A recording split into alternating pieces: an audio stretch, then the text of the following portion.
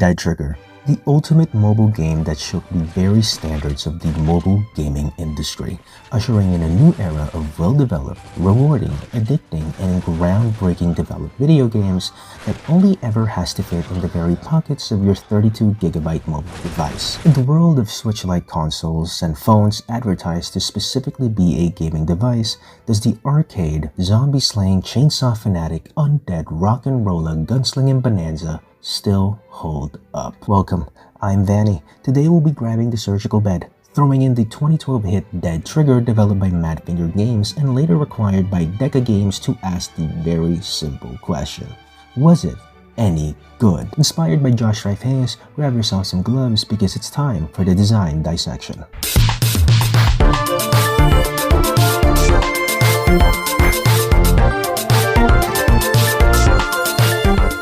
Side note, I've always been a fan of the level of analyzation Josh Hayes would deliver upon the retro and MMORPG world of games. Seeing as he never touches that of mobile games, however, has inspired me to take a turn for the channel in a new direction. If you're from his audience, I hope I can make you feel a little more like at home. Consider subscribing if you seek more, a like if you fancy its galore, and let's talk about gore. Angry Birds, Clash of Clans, Jetpack Joyride, The Room. The mobile gaming industry in the early 2010s excelled at being a simple time-killing pocket entertainment that was played for only a few minutes while waiting to catch the old jeepney on a rough Monday morning. The height of the industry at the time was something as high as your average traffic light pole until 2012 hit and Madfinger had a maddening idea. How about they dip not only their fingers in the mobile gaming space, but also their whole hands as they completely tear the house down by pushing the Unity engine to its absolute gaming limits and unleash to the mobile gaming industry that of PS3 level graphics and quality in Dead Trigger. In it we play as main character Kyle. He's the only playable character in both the original and its much more polished sequel. In both games he remains a stale slice of bread that vanilla can't compete with. If scented candles are great, he's a generic candle you'll find in a pile in cold warehouses. His face screams the Punisher, the outfit of 2012 peak drip, and is unflavored with the excellence of a silent protagonist, besides his one-liners. Fun fact, Dead Trigger was such a hit that they made a movie about it starring Dolph Lundgren, also known as Ivan Drago of the Rocky franchise in 2017. Have I seen it? No. It looks like balls. Opening the game commences a trailer cinematic of the world we're diving into. The energy of the video radiates Tekken vibes meets Left 4 Dead and showcases the phenomenal, at its time, groundbreaking graphics and gameplay in glorious 240p. We are greeted by an expository box of dialogue that explains that the world has been taken over by a mysterious plague. The innocent turned into flesh-eating monsters, survivors are forced to fight in order to survive. But you don't have to do it alone. If you can gain the trust of a certain somebody by killing some zombies that blocks their way, maybe you can join their community. We're thrown immediately into gameplay as we spawn in a grungy back alley with blood, particles, leftover barricades, and PS3-like graphics that cement the entire aesthetic of the game. We are hit with a tutorial. Normally with PC games, we assume to position our left hand in the WASD combo, the right to the mouse, and E, F, Q, R to interact or perform a momentary reset. In Dead Trigger, we use a virtual joystick to move, the entire right side of the screen to aim, accompanied by a shoot, reload, and iron sight button. Now I like this. With how the game is designed with its arcade style of execution, followed by the context of this is 2012, how can we even play a phone shooter? The simple limited amount of buttons works wonders for the average player. In 2012, the mobile sphere was dealing with 4.87-inch iPhones that were not designed to engage in 2 to 3 claw first-person shooter control interaction. Dead Trigger's minimalist approach with the buttons aids in the combating of cluttering the screen with too many buttons. Mind you that your thumb is already blocking at least a good 40% of your screen if you're playing this when it first launched. I'm playing this on a 12-inch tablet, however, so this shouldn't be a problem. I don't know how to hold a camera. Can only do so much. That's showing. Look, this is how I play. It's big, wow. The problem I do see is how you waste this excitement of new gaming territories by making the player feel dictated instead of guided in the onboarding of your game. In the tutorial, we are forced to follow, turn, and move where the game dictates, disabling the very exciting feeling of experimenting. See this barrel? Because everything you can shoot in Dead Trigger when aimed at causes the crosshair to turn red, I could have discovered this exploding barrel feature in a mission where the barrels themselves are scattered all over the map while it was conveniently amongst the undead. I, the player, could have discovered that feature on my own on a level designed to gently guide me to that discovery, causing me to feel in control and in the zone alongside a healthy dose of delight. In tutorials, guiding and dictating are two sides of the same coin. It's just that guiding offers an introduction to vocabulary, allowing you to expand upon what you've learned in the efforts of getting better. Meanwhile, dictation to force you to read a teleprompter instead.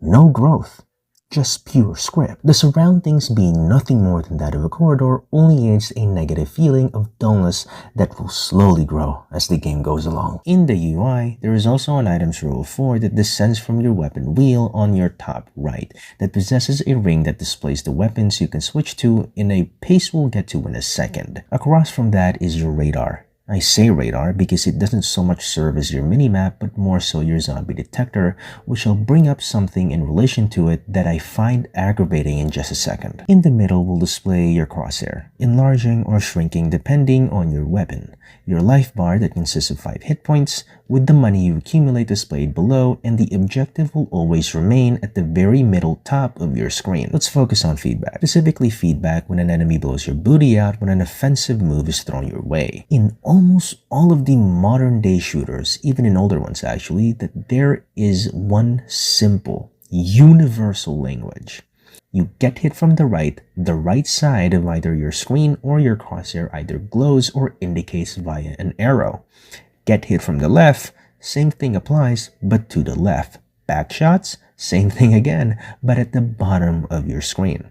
Dead Trigger doesn't do that. Instead, they put on top of the cross a display of a bloody skull every time you find yourself unlucky enough to be slapped, as your entire screen witnesses the big one levels of shaking that completely disorients your already heavily blocked view from your thumbs, causing you to stand there while your HP just drops a point. Now, unless that zombie is directly in front of you, there is no immediate way of telling where that attack came from. Now you can argue, Vanny, this may be a deliberate choice design made by the developers to make you feel the paranoia that one would feel in a zombie apocalypse. You may argue that this was indeed for the sake of atmospheric horror, and that in real life there wouldn't be a HUD or UI to display each offense tanked. To that I say fair. But there is a fine line between scary and frustrating that when crossed causes the consequences of confusing panic design with mechanical friction that breaks my soul a tiny bit inside. Sure, the lack of attack indicators forces the player to consistently check their 6 and utilize the radar a lot more, helping making that radar have value in your mission to survive.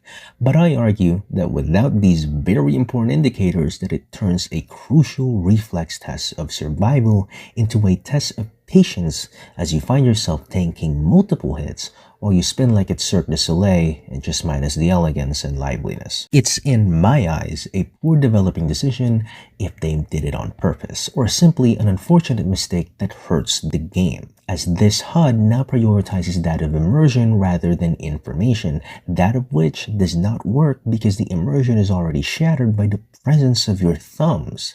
If in PC with a larger screen and the right tone of the game, then yes, this might definitely work as seen on Ready or Not. But in a mobile game, released in 2012, with the arcade style and common occurrence of being surrounded by loads of enemies, this design does not fit Dead Trigger right. Regarding the pacing of the weapon wheel, it has more to do with the animation rather than the wheel itself. When you press the wheel's weapon display, you can see the game register the tap immediately and trigger an animation to transition the current weapon you're holding to the alternative that you picked.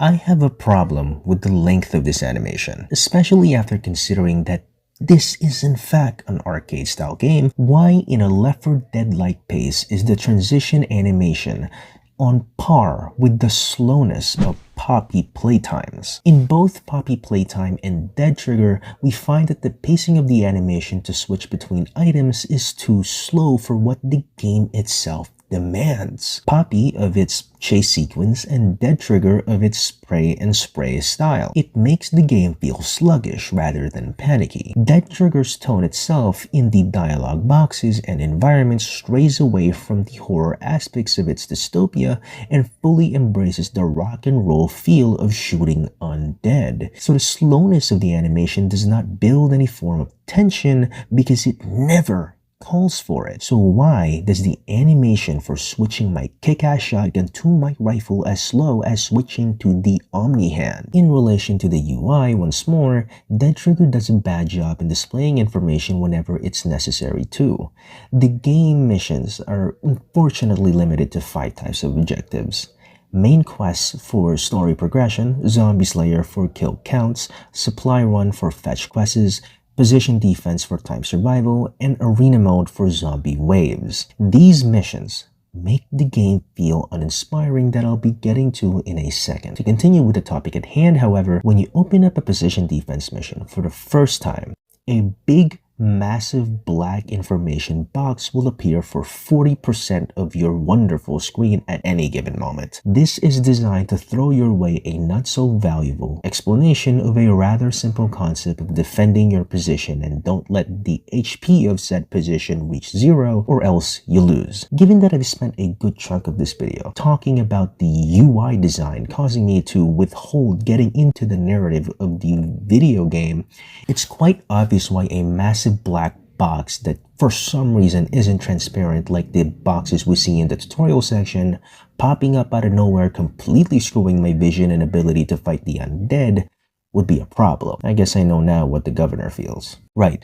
Onto the story. During the tutorial, we are saved by this wonderful lad who looks like the governor named Julian. Julian will serve as our resident story NPC that will give us tasks as an excuse to progress the story. Tasks are the only way to progress the game. Do tasks, earn rank and progression points. You need rank to unlock the ability to pay for new weapons, and tasks to get money to actually pay for said weapons. We'll get to that in a bit, and particularly in its monetization. For now, we'll be focusing on the map. The map will serve as your lobby. Once you finish on a mission, you're sent back here in the map of an unnamed city that hosts a survivor colony like The Walking Dead's Alexandria, named New Hope. Various missions will be displayed on the mission alongside their symbols to signify what type of mission they are. Box for supply runs, skulls for zombie slayer, shields for position defense, and so on. A 3-skull rating is placed next to the mission symbol to inform the player of how difficult that mission will be. Click on these indicators and it will trigger a menu screen to pop up. The screen will give you the very loose lore justification to explain why you're on this mission in the first place, the difficulty level, the amount of days it has been, and most annoyingly, the weapon recommendation. I say it's annoying because it is actively lying to your face. The weapon recommendation by the game will never be at any point actually be true, as the only reason they put that there is to help nudge you into engaging with their IAP model. It's like a little reminder that the weapons you're using are the bare minimum you can get, and to actually experience the full game, you only need to open up your wallet and put your details in.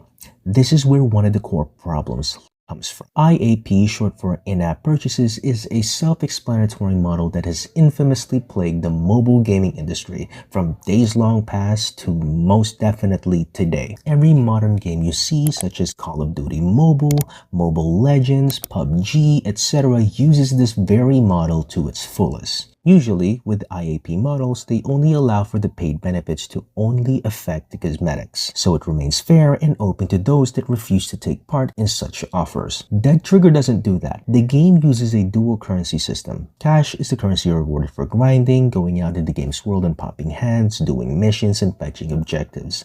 Gold, however, is the premium form of currency.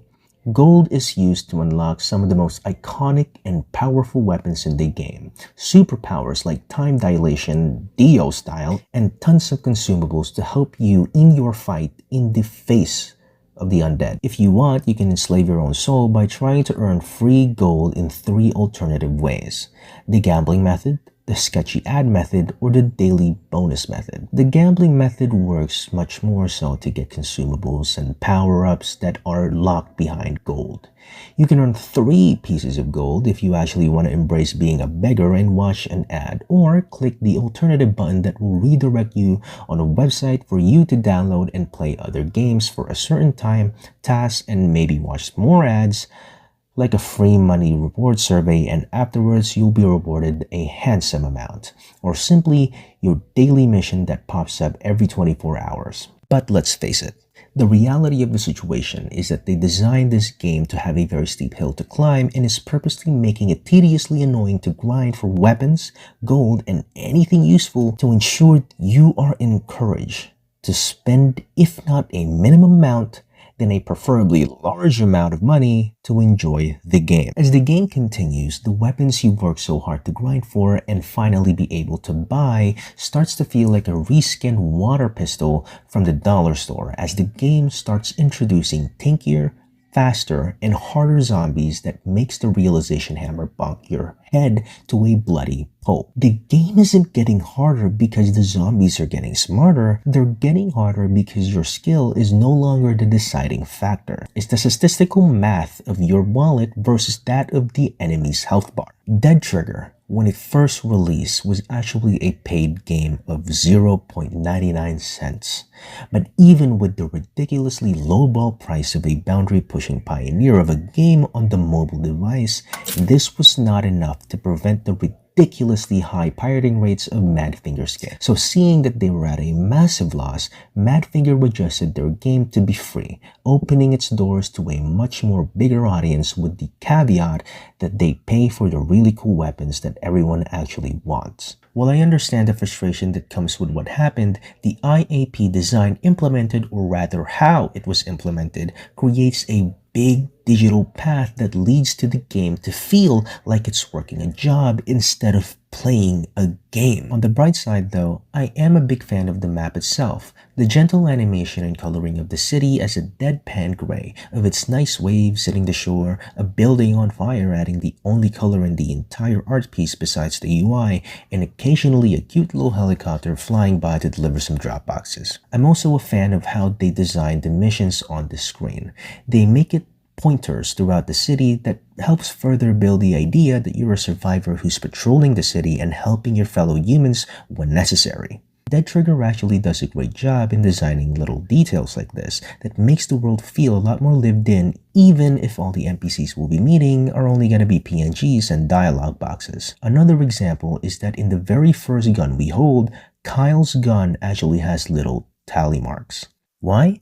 I have no earthly idea. But my headcanon is that these little tally marks are the amount of people he was forced to put down, given that we are the neighborhood Boy Scout of New Hope and we're always down to do what is needed to help out. Hello, it's Sleepy Vanny. I actually forgot to add this in as I got surprisingly used to it, but that's not an excuse to these flaws I'm about to list out, as the only reason I tanked it so well was because I was more annoyed at something else entirely.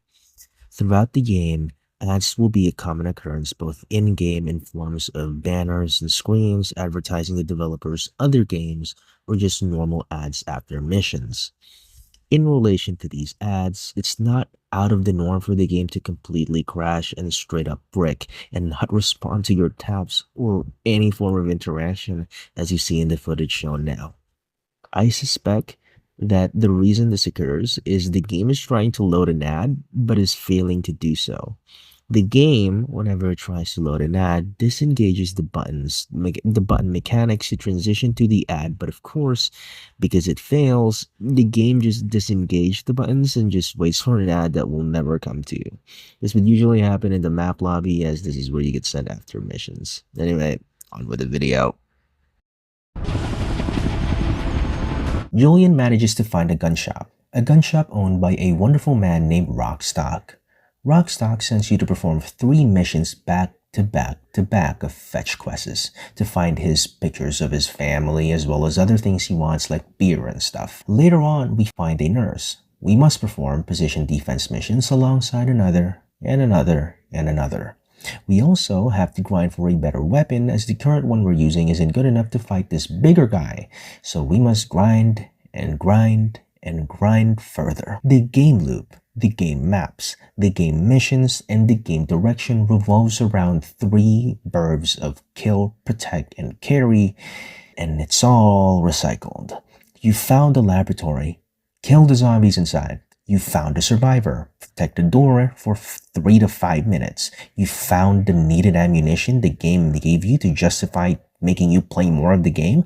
Carry these 5 boxes to the same bloody doorway over and over and over again. The game, though it was released in a sphere of repetitive games, has become more and more soulless as the game goes on. Or at least that's how I felt. Not only does the IAP affect my gameplay of being too weak and needing to blow an entire magazine and a half of my AK-47 that costs $9,000 when the game only pumps out $400 your way per mission at this one SWAT zombie, I have to also do the same available missions of kill, protect, and carry.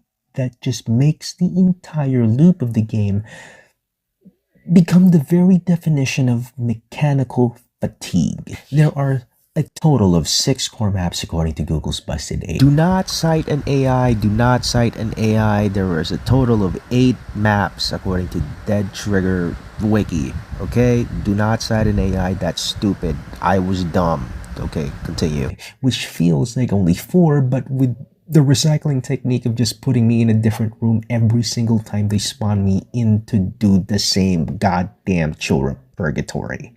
Because of your IAP design, Madfinger, I am forced to grind and grind away my hours just to reach an AK-47 for me to have a minuscule chance of just to simply stand, let alone survive. I'm expected to grind for a premium tier Gatling gun in a game loop of shoot, kill, restart, like I'm some psychopath who only eats oatmeal for 365 days year-round. It is absolutely ridiculous for you to assume or expect or demand or foresee me to even think about finishing this game. I, Vanny, did not reach the end credits of this game. I know how that sounds. A reviewer of a game not finishing a game sounds like a failure of this video. But it is a failure not of I, but of the gameplay loop that have failed in making me continue to want more. Dead Trigger is the definition of a psychological flatline that throws you in a circle of infinite temptation to see that wallet spread its wings and make it all rain. It is a polished circle, as the main quests are the exact same goddamn thing as the side quests, with small additional variations thrown in the mix that not even this random QTE mission, QTE mechanic will solve. Why is this here? It is an illusion of progression that only really seeks to progress your rank bar and currency little by little in a pace for you to give in. And if you ever choose to play this game, then I humbly request that you time yourself for 10 minutes. Those 10 minutes will be the entire game going forward until you reach the end of the game.